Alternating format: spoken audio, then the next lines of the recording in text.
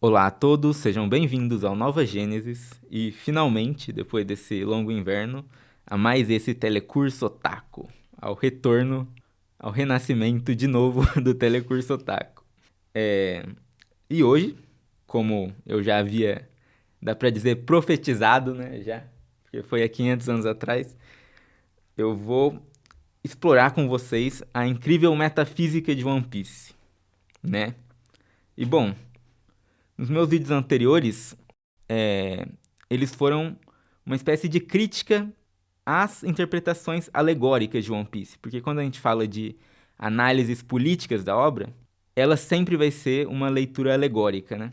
Quem acompanha a gente sabe, a gente se inspira bastante na filosofia do Tolkien. O Tolkien não gostava de alegorias e ele tinha aqueles conceitos de subcriação de mundos secundários que a gente segue também. Então a gente considera os mundos dos mangás, dos animes, da literatura como mundos reais. Você não precisa entender essa ideia agora. Tudo que eu preciso que você faça nesse momento, para esse vídeo, para essa análise, é que você imagine que o mundo de One Piece é um mundo real, que tudo aquilo aconteceu de verdade, está acontecendo numa espécie de outra dimensão. E aí eu pretendo mostrar como a leitura, a interpretação literal da obra pode mostrar coisas muito interessantes, fazer revelações impressionantes e também pretendo mostrar sincronicidades muito cabulosas de One Piece com todos os temas que a gente aborda aqui no nosso canal, né? Mas antes da gente começar, eu acho que nada mais justo do que eu definir o que diabos é metafísica, né? E a definição que eu selecionei aqui é a seguinte: metafísica é a disciplina que examina a natureza fundamental da realidade. E sim, eu sei que isso é extremamente vago. Então, eu acho que a melhor forma de explicar é com um exemplo de uma ideia metafísica. E eu selecionei aqui a ideia do motor imóvel de Aristóteles. Aristóteles, o cara que cunhou o termo metafísica, né?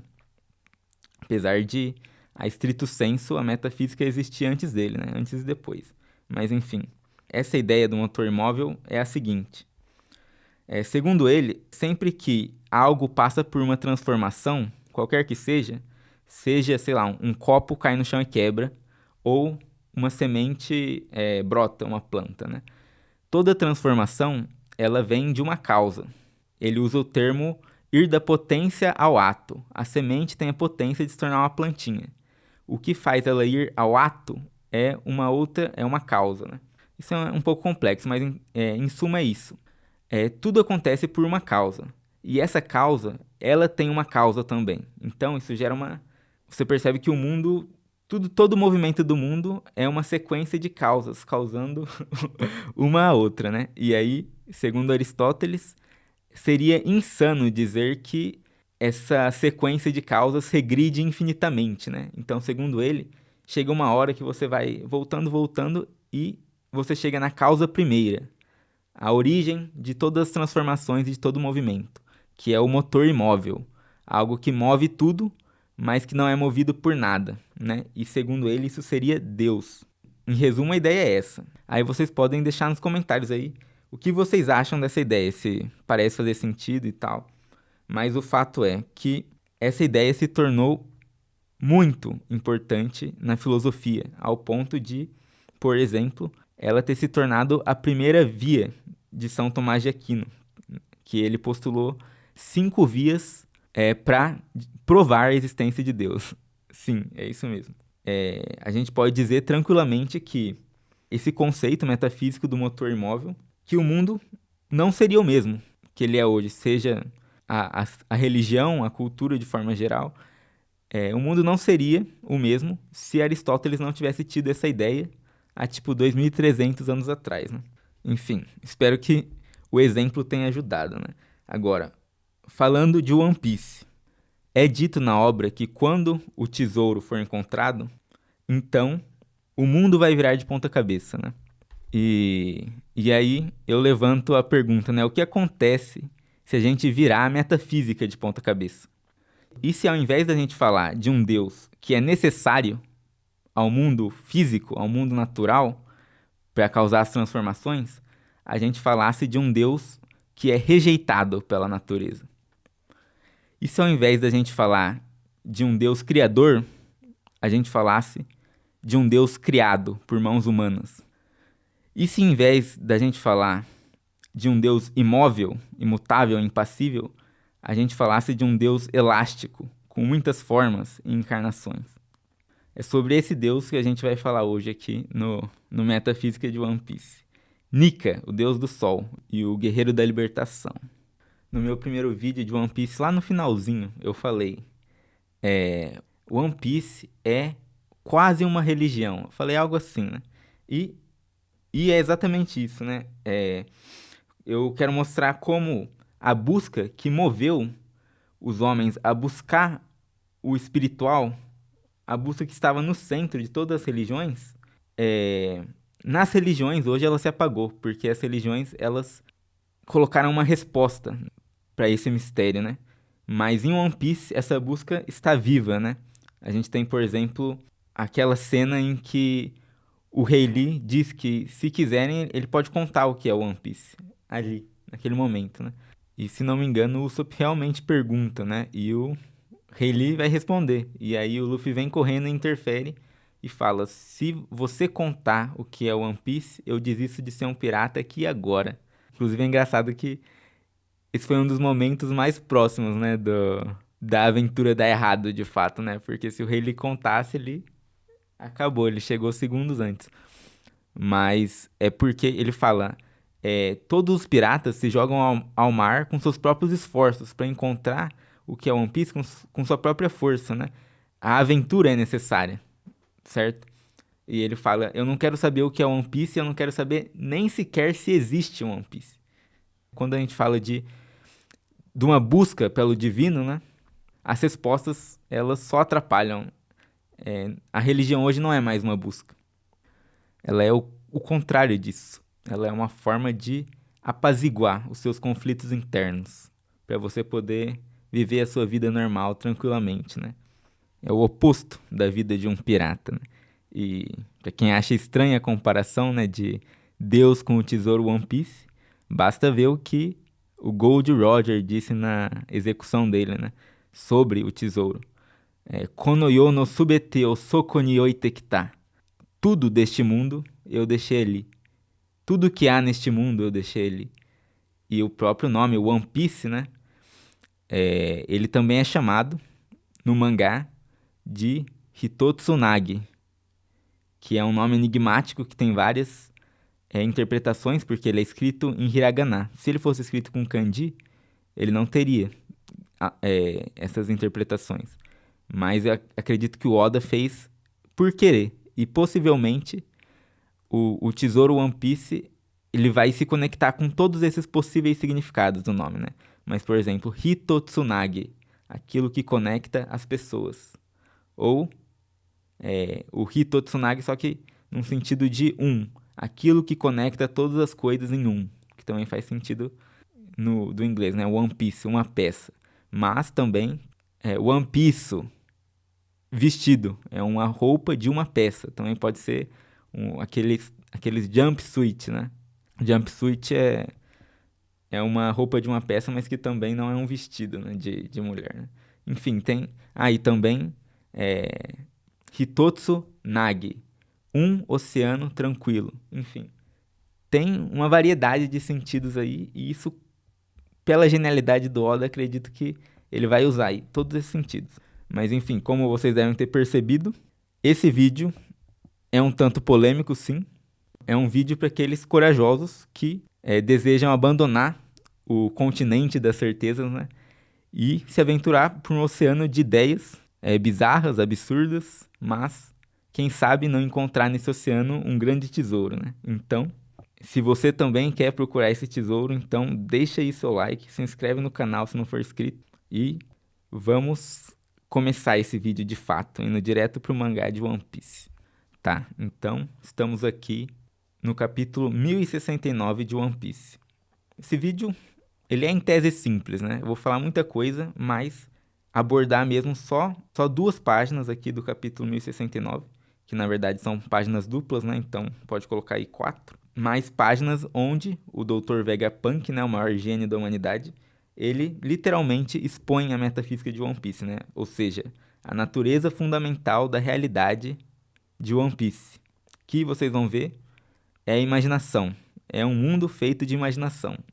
Parece óbvio, né? Mas a gente está vendo aqui como que a obra é metalinguística, né? E para nós isso é muito importante, né? Então, vamos ler. E aí eu vou tecendo meus comentários enquanto a gente lê essas páginas. Vamos lá, o Luffy se transformou aqui, né, na Gear 5. E aí o Vegapunk tá assistindo. E aí ele fala: não há registros de uma Gomu Gomu no Mi, escritos na antiga enciclopédia de Akumas no Mi. Aí a Nami: o quê? Aí o Usopp: mesmo que você diga isso, o próprio Luffy a chama de Gomu Gomu no Mi. E aí o Vegapunk simplesmente caga pro Usopp e fala: que forma bonita! Essa forma se parece exatamente com o deus mencionado nos documentos antigos. Aí o Sanji: um deus? É do Luffy que estamos falando aqui. Ele é só um idiota. Aí o Vegapunk: sim, o guerreiro da libertação, que sempre é brincalhão e faz as pessoas sorrirem. Também conhecido como o deus do sol, Nika. Aí, Nika? Nunca ouvi falar. O Vegapunk: é claro que nunca ouviu, porque esse nome foi apagado da história. Mas enquanto as pessoas continuarem o desejando, sua existência nunca desaparecerá. E aí fala: o desejo de todas as coisas nascem neste mundo. Mas, na verdade, né, no original o que ele diz é Bambutsu wa nozomarete konoyoni umareru, que seria todas as coisas que são desejadas nascem neste mundo. Ou seja, o que faz com que as coisas se manifestem no mundo de One Piece é que elas foram quistas, né? E aí aqui ele está falando do Deus da libertação, né? O que é interessante aqui é que o herói, um salvador sobrenatural, ele é um desejo da humanidade desde sempre. A humanidade sempre esperou esse Messias, né? E a gente tem vários reflexos desse personagem ao longo da história, né? E curioso, porque o próprio Deus do Sol Nika, ele troca de encarnações, né? Porque ele se manifesta a partir da fruta. Então, a gente tem, por exemplo, o Rei Arthur. É uma manifestação messiânica. Aqui no Brasil, Portugal, teve o Dom Sebastião. Também é uma manifestação messiânica, né? Um herói que vai voltar e que vai libertar o povo, ou vai ser um rei muito bom e tal. E, falando, né, de personagens que foram apagados pela história, a gente tem, por exemplo, a Síbila, que a gente falou num vídeo recente, né? Brit Marlin, a Síbila renascida, né? Que o Philip K. Dick descreve como a quinta salvadora, né? E o próprio Júlio César, apesar dele ser muito lembrado, a verdadeira importância espiritual do Júlio César foi esquecida, né? Tem um vídeo no canal Hippodon Society, que é nosso também, muito curioso, que eu vou deixar aí no card, na descrição, para vocês verem, que é o Evangelho de César. Assistam lá e vocês vão entender isso que eu estou falando, né? Mas também tem a história de que em Roma tinha aquela punição damnatio memoriae, que eles simplesmente apagavam todo o registro que a pessoa existiu. E tem a história de que tentaram uns conspiradores aplicar isso em César, né?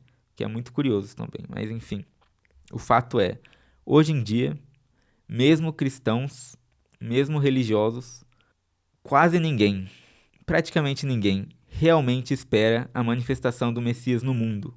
Os religiosos estão esperando morrer para ver o mundo espiritual, sendo que o desejo deveria ser a manifestação desse herói messiânico, né? Inclusive, eu sei que tem um ramo do judaísmo que diz, né, que tudo que vai ser perguntado para a pessoa quando ela morrer é se ela esperou o Messias, né? E isso não acontece no mundo de hoje. E se você pensar aqui que ele nunca desaparece enquanto as pessoas desejarem por ele, esse quadro é tenebroso, porque as pessoas não estão desejando por um Messias no nosso mundo, né? E aí, quando a gente fala, né, de arquétipos, né, porque o herói ele é um arquétipo, esse herói sobrenatural, eles podem desaparecer do mundo, mas eles nunca podem ser destruídos. O que acontece é que eles ficam suprimidos no inconsciente da humanidade. a humanidade continua desejando por eles, mas de forma inconsciente. Ela não reconhece isso. Então ele se manifesta nas obras de ficção, ao invés de no mundo. E quanto menos o autor se coloca no meio do processo, mais isso se manifesta. Então, por exemplo, quando eu disse que o Oda, ele não tenta ensinar ninguém nada, ele não tenta colocar mensagens na obra, ele só tá querendo se divertir, muita gente achou que eu tava falando que o One Piece é raso, mas é o contrário disso. Quanto menos um autor coloca as próprias ideologias, as próprias opiniões na obra como cartilha, né? Que é isso que torna as coisas superficiais. Mais ele permite que esses arquétipos se expressem através dele, né? Então, sobre isso, eu quero ler duas paradinhas aqui. E a primeira delas é de uma entrevista que eu já mostrei, que é a entrevista dos 80% de One Piece, né? Que tem uma parte em que o entrevistador pergunta pro Oda, ele pergunta assim: Oda-san, que tipo de existência é o Luffy pra você? E aí o Oda responde: Luffy é o meu filho ideal. Eu gostaria que todas as crianças pudessem ser como ele. Ele diz algumas linhas de inspiração de vez em quando, mas no final, eu quero que ele fique como uma criança para sempre. Existem algumas partes dele que ainda são um mistério, até para mim.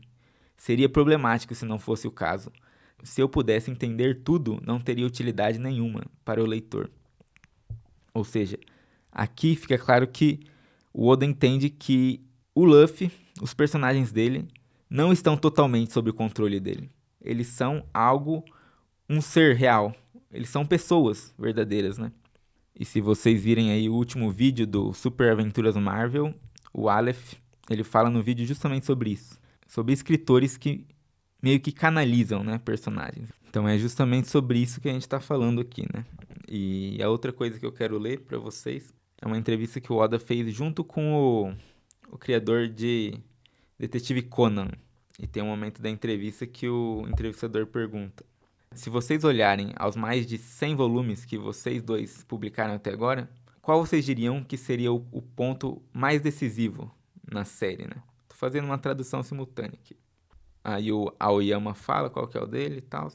E aí o Oda fala: ah, eu me sinto como você, mas o ponto decisivo seria algo mais recente. O Luffy adquiriu um novo poder chamado Gear 5, que era uma coisa que eu queria desenhar há muito tempo. Aí o entrevistador fala: é surpreendente que você escolheu algo tão recente. E no capítulo 1044 de One Piece, o verdadeiro nome da Gomu Gomu no Mi é revelado. E o Gear 5 aparece, fazendo com que Luffy possa lutar, modificando seu corpo todo. Para quem não chegou nessa parte ainda, o verdadeiro nome da Gomu Gomu no Mi é Hito Hito no Mi modelo Nika, ou seja, é a fruta do humano, versão lendária, modo Deus Nika, né? E é muito interessante, né? Porque as Zoans lendárias, elas são uma versão mitológica daquela criatura. Então, por exemplo, o Kaido, ele tem a fruta do peixe lendária, então ele vira um dragão. O Marco, ele tem a fruta do pássaro lendária, então ele vira uma fênix. E aí, o humano lendário é um messias. Muito interessante isso, né? Enfim, aí o Oda continua. Eu desenhei o Gear 5, né? Desenhei isso porque eu realmente queria me divertir. E eu acho que tudo bem se as pessoas não gostarem. Isso aqui é interessante porque o Oda ele sempre demonstra uma certa preocupação com se o público vai gostar ou não. E falando sobre o Nick especificamente, que em outras entrevistas ele sugere que desde o começo ele queria que fosse assim, e na verdade todo o conceito de One Piece em si mostra que era para ser assim. Nesse ponto ele fala: não, tudo bem se as pessoas não gostarem, mas tem que ser assim. E aí ele fala: eu só quero zoar com as minhas batalhas. Desde que eu era um assistente, eu senti que as expressões bobas que eram tão características dos mangás estavam se perdendo gradualmente. Colocar uma lâmpada na cabeça do personagem quando eles pensavam em alguma ideia, ou fazer as pernas dele virarem círculos quando eles estavam correndo, por exemplo. Eu sempre amei essas expressões simbólicas, mas elas continuam desaparecendo. Ninguém desenha elas mais, ainda que elas sejam as criações dos nossos predecessores, que deixaram muitas fórmulas que nós ainda usamos. Mangás de batalhas têm que ficar cada vez mais sérios para corresponder às expectativas dos leitores. E eu, honestamente, odeio isso. Eu não quero que o meu trabalho se torne um mangá sério como isso. Se torne um mangá sério dessa forma. Eu quero e decidi me divertir. E eu sinto que finalmente posso fazer isso. Quando eu estava desenhando o Gear 5, eu realmente me diverti. E aí, né, o Oda está falando aí de desenho, né? Isso me lembra que, de vez em quando, eu sempre vejo alguém comentando, tipo, eu até gosto de One Piece, mas não gosto do traço. Às vezes eu escuto essa. Ou, não gosto de One Piece porque não gosto do traço. Pra mim, o traço do Oda é simplesmente um dos melhores. Pra mim, o Oda é um dos melhores desenhistas que já pisou sobre a Terra. E mais do que isso, né? Porque não sei como isso não é evidente pela história, mas One Piece só pode ser One Piece com aquele traço, porque ele é uma obra meta. Ele é sobre mangás. É por isso que o Deus da libertação, ele é um Deus que liberta divertindo as pessoas. O Luffy, ele é a encarnação dos mangás. É por isso também que ele resgata a tradição dos mangás. O Oda quis encarnar tudo que o mangá é em essência nesse personagem. É por isso também que ele lembra tantos protagonistas. Ele é o Monkey de Luffy. Ele lembra o Son Goku. Ele também é o deus do sol, muito parecido com Naruto. Ele também, por exemplo, tem as cores do Superman, né? Que é o grande quadrinho de super-heróis que popularizou os quadrinhos nos Estados Unidos. E sempre houve uma correspondência, né, entre a cultura pop americana e a cultura pop japonesa. E sobre as cores, né? Azul, vermelho e amarelo, elas são as cores primárias que produzem todas as outras cores, né? Então, a gente tem também aí uma expressão que mostra que ele é a encarnação dos quadrinhos. Tudo que faz os quadrinhos, branco, preto, as cores primárias, a elasticidade do Luffy que remete aos cartoons, né? O poder dele nunca foi borracha literal. Ele se estica porque ele é um cartoon. Então, é uma obra completamente metalinguística. E quando você está lendo One Piece, você está, gnosticamente falando, né? Se elevando acima do mundo da necessidade, das coisas do mundo material, né? E é um mundo, realmente um cosmo, o mundo espiritual, um mundo que está fora da matéria, entende? Percebe isso? Bom, antes da gente prosseguir com a leitura do mangá aqui, então, eu quero rodar um trechinho de um vídeo do canal do Aleph, que é o Shintoísmo e Jeffrey Kripal.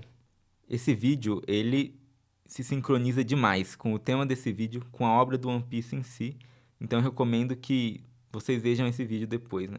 Mas esse trecho que eu vou mostrar, o Kripal está falando sobre os muitos relatos de experiências sobrenaturais que ele compilou, né? É uma citação do Kripal. O Kripal é um estudioso de religiões comparadas, extremamente foda, né? Nesses relatos, ele descreve sempre a percepção de que é como se estivesse num filme, é como se estivesse num livro, uma percepção assim de quebra da quarta parede mesmo, assim, tá ligado? E, enfim, vocês vão entender melhor essa ideia do paranormal mais à frente nesse vídeo. Mas eu só quero mostrar como se relaciona com o assunto aqui, né? E aí ele fala isso, o momento paranormal é aquele que percebemos que é assim. Que nós estamos num livro, que estamos num filme. E aí ele diz, o que faremos então com essa compreensão depende de nós. E aí o cara pergunta, e por que eu deveria me preocupar com isso? Por que nós deveríamos nos preocupar com isso? E aí ele diz, porque pensar que as suas experiências, entre aspas, subjetivas, entre aspas, aqui dentro, estão separadas de um mundo, entre aspas, objetivo, inerte e morto, entre aspas, lá fora, é A, provavelmente falso, e B, deprimente. Ao mesmo tempo que perceber que você é uma parte íntima de um universo vivo e consciente é A, provavelmente verdadeiro, e B, muito, muito legal. E eu gosto muito da expressão que ele usa. É legal pensar nisso. É divertido. Por que a verdade precisa ser chata? Por que a verdade precisa ser maçante? Por que a verdade precisa ficar restrita aos acadêmicos, aos iniciados, aos Mestres, né? O pessoal se incomodava tanto quando me chamavam de mestre, né? Por que a verdade precisa ficar restrita a essas pessoas? Ela não está, ela não fica. E por isso que a experiência da verdade como entretenimento ela é tão poderosa. Essa coisa de perceber que você é uma parte íntima de um universo vivo e verdadeiro me lembra também o quão vivo é o universo de One Piece em todos os aspectos, né? Tipo, no arco de Alabasta tem a primeira vez que aparece isso, depois aparece de novo. Mas na luta do Usopp e o Chopper contra o gordão lá e a véia, o gordão tem uma arma cachorro. Mas não é um cachorro que comeu a fruta da arma. É uma arma que comeu a fruta do cachorro, tá ligado? Ou seja, os objetos têm vida em One Piece. E agregando a isso, né, no mesmo arco, simultaneamente a isso, tá rolando a luta do Zoro.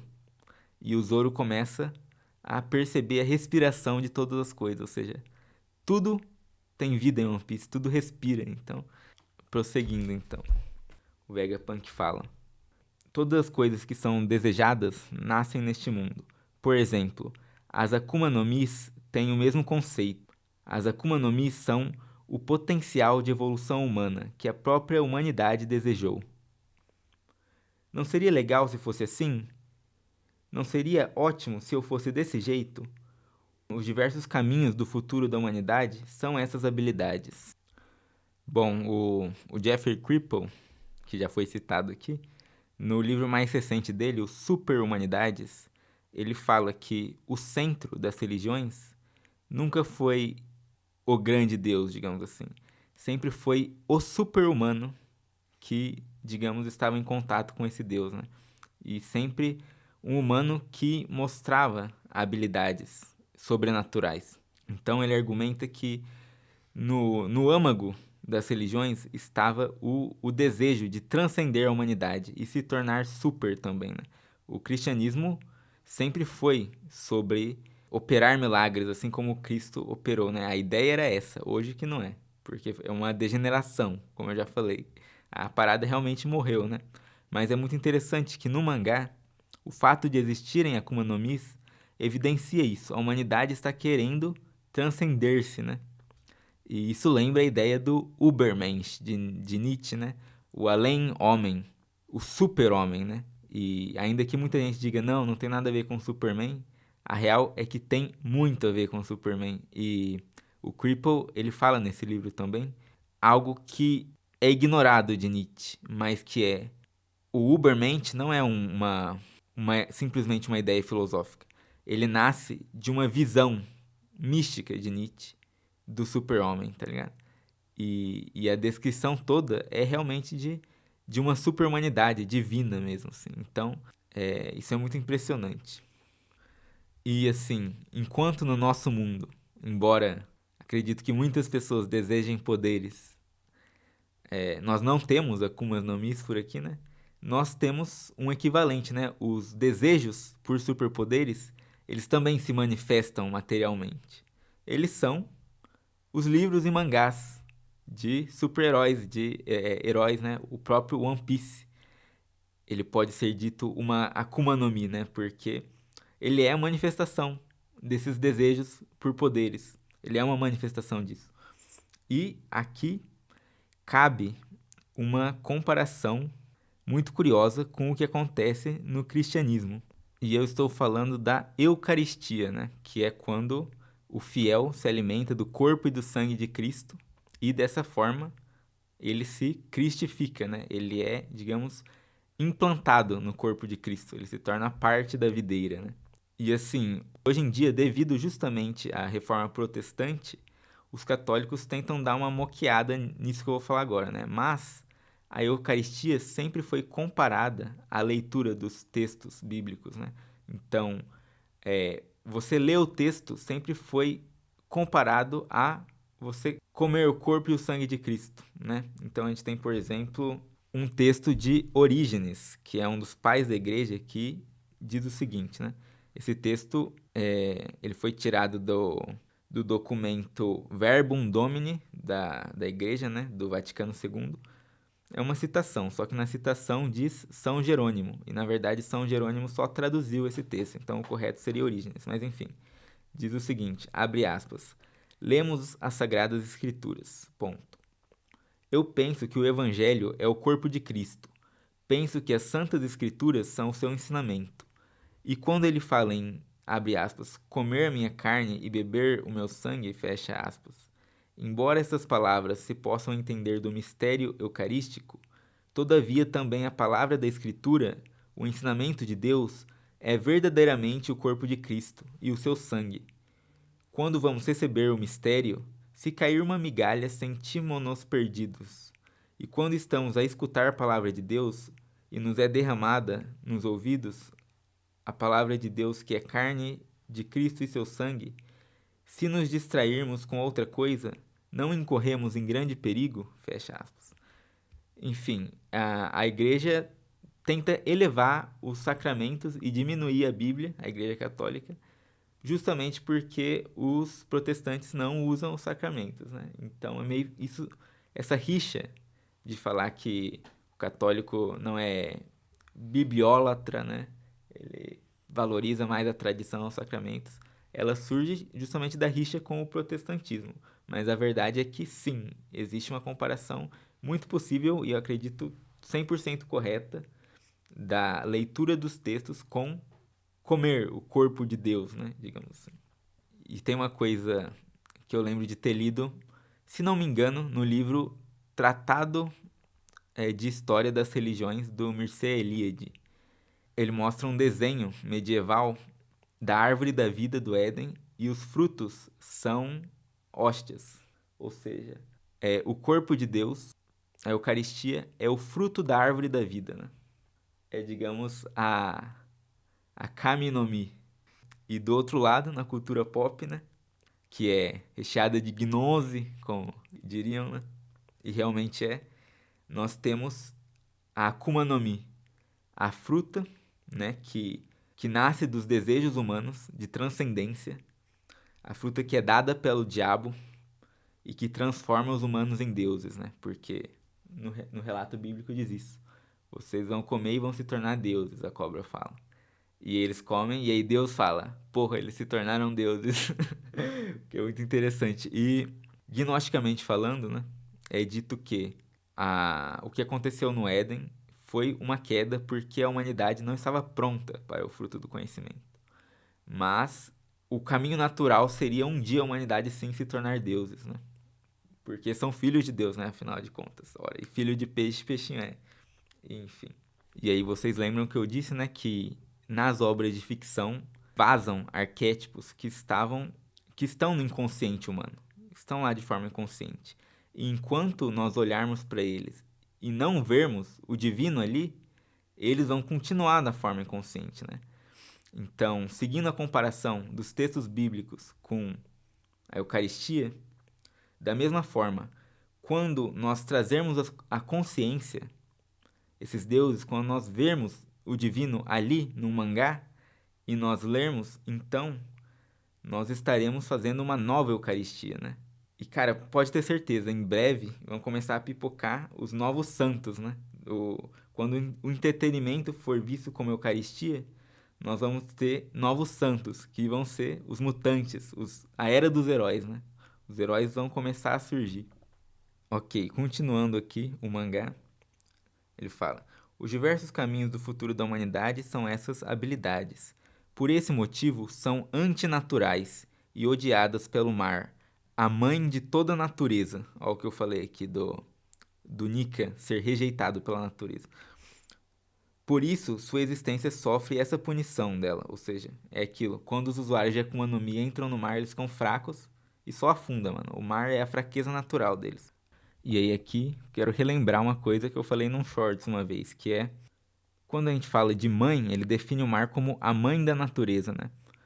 Quando a gente fala de mãe, é a raiz da palavra matéria, né? Mater, matéria, matrix, né? Então, quando o Nika representa o sonho que tenta se elevar da natureza, a gente está falando sobre vencer o mundo material, ou seja, o objetivo de toda religião, de toda doutrina espiritual, né? Então isso é muito impressionante. E tem uma coisa também, uma sincronicidade com outro anime, que é o meu anime favorito. One Piece é o meu mangá favorito, Tengen Toppa Gurren Lagann é o meu anime favorito. E tem uma cena do Gurren Lagann que eles estão no espaço e eles caem num oceano, no meio do espaço, assim. E aquelas águas começam a invadir a nave, né? Eles começam a fechar as válvulas e tal. E aí, o cientista da tripulação lá, o Liron, ele fala: não é água, isso é espaço condensado. E esse oceano é chamado de cemitério espiral. A espiral é a força de transcendência da humanidade, de se superar sempre. E esse oceano de espaço condensado, ele drena a energia espiral. E eles vão ficando fracos exatamente da mesma forma que em One Piece, né? Isso é uma coincidência, uma sincronicidade muito impressionante, né? Porque quando eu vi isso, espaço condensado, eu imediatamente pensei, cara, o nosso mundo material, rígido, né? Onde é, é tão difícil fazer qualquer coisa, tudo exige tanto esforço. Ele é assim porque ele é espaço condensado. A gente está sempre dentro de lugares fechados, né? E sempre dentro dos mesmos lugares. Então, é como se a nossa força de transcendência estivesse sendo drenada mesmo. É por isso que o nosso mundo não pode ser, não é parecido com os mundos dessas obras, né? Enfim, isso é realmente uma sincronicidade muito impressionante, né? Mas eu vou continuar aqui. Aí ele fala: os usuários de Akuma no Mi são seres vivendo em dimensões diferentes que muitas pessoas imaginaram. Aí aqui você pensa, peraí, como assim eles estão vivendo em dimensões diferentes? Se eles convivem com as pessoas que não têm os poderes de Akuma no Mi, né? E aí eu quero contar algumas coisas aqui. A primeira coisa que eu vou contar é sobre um livro que chama An Unlikely Prophet, um profeta improvável, que é de um escritor do Superman chamado Alvin Schwartz, um cara que escreveu histórias do Superman. E, como se não bastasse isso, ele teve experiências místicas com o Superman, com o personagem Superman.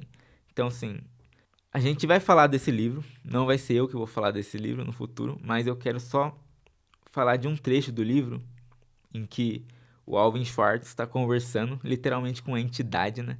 Uma tulpa, um ser que foi manifestado por um monge.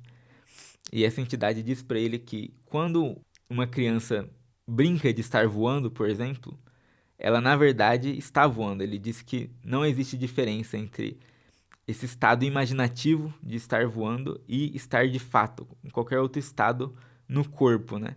E ele diz que os adultos não conseguem ver isso porque eles já estão em uma outra dimensão de pensamento, né?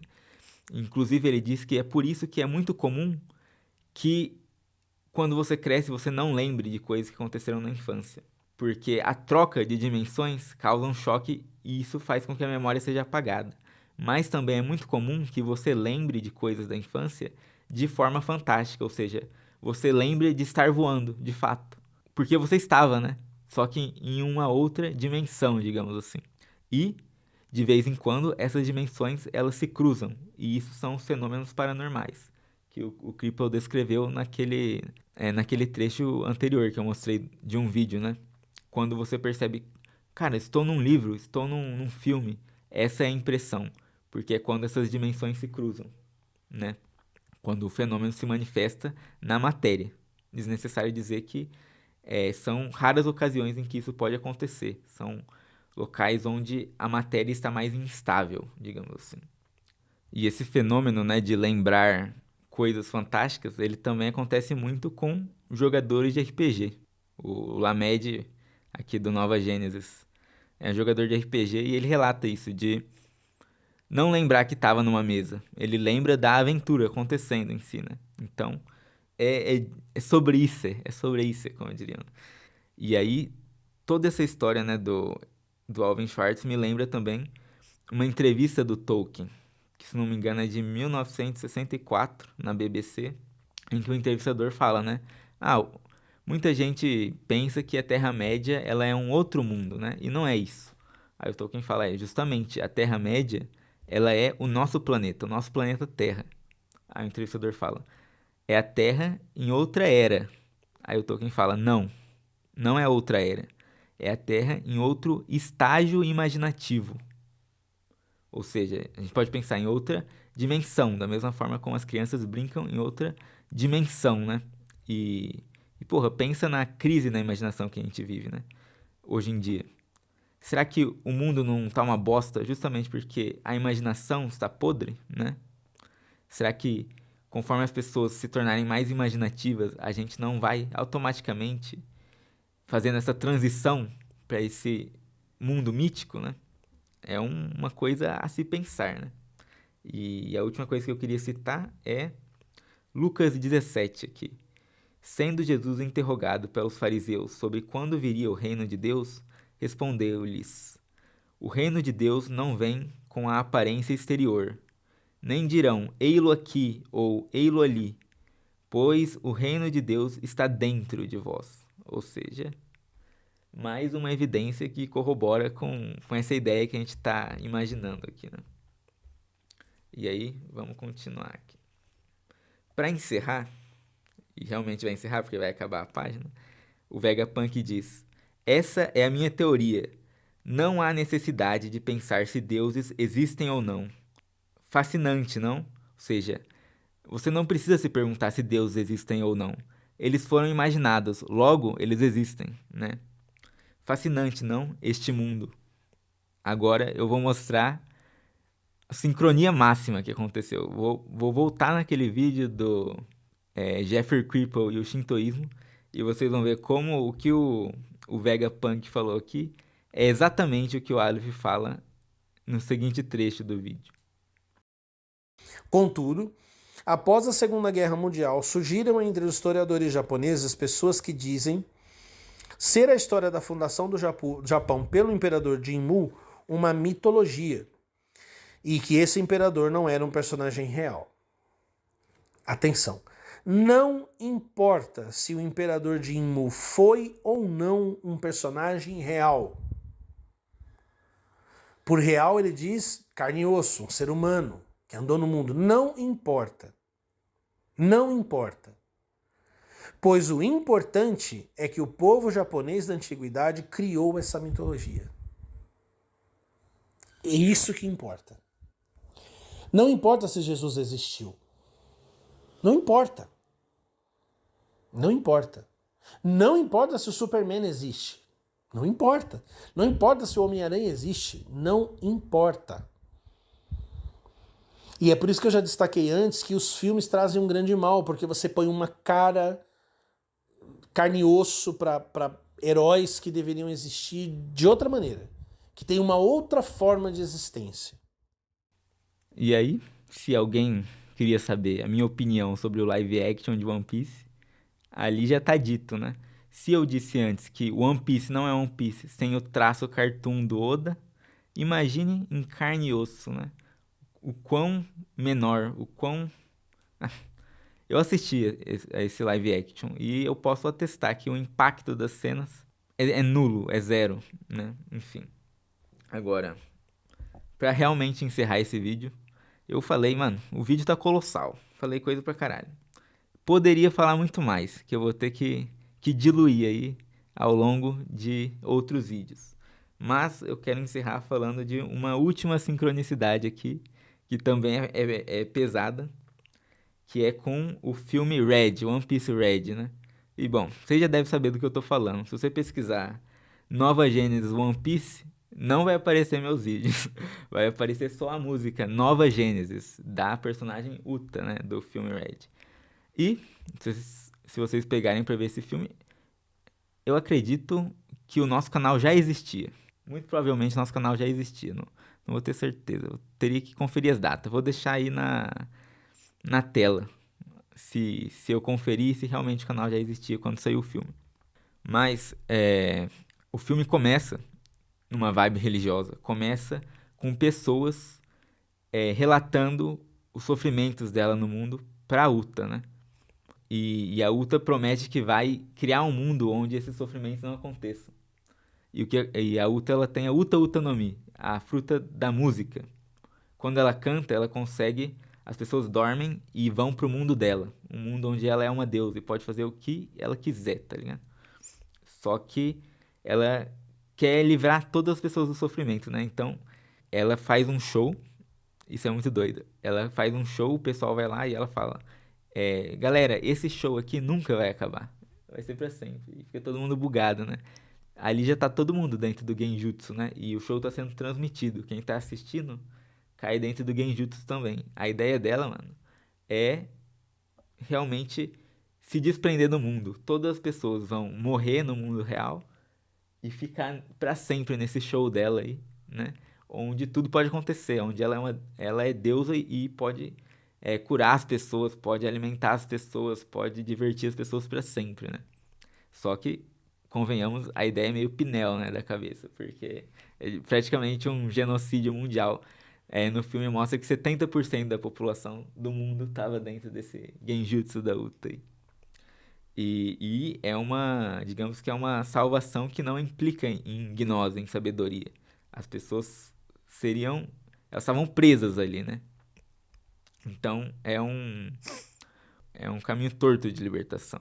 E lógico, os protagonistas se colocam contra isso, né? Apesar da Uta ser amiga de infância do Luffy. E ela é a filha adotiva do Shanks também. Mas enfim, o filme se desenrola e tal. Inclusive, Nova Gênesis é a música que a Uta criou para gerar esse mundo, essa nova criação. Só que no fim, eles mostram pra ela, né, que esse não é o caminho ideal e tal. O Shanks aparece.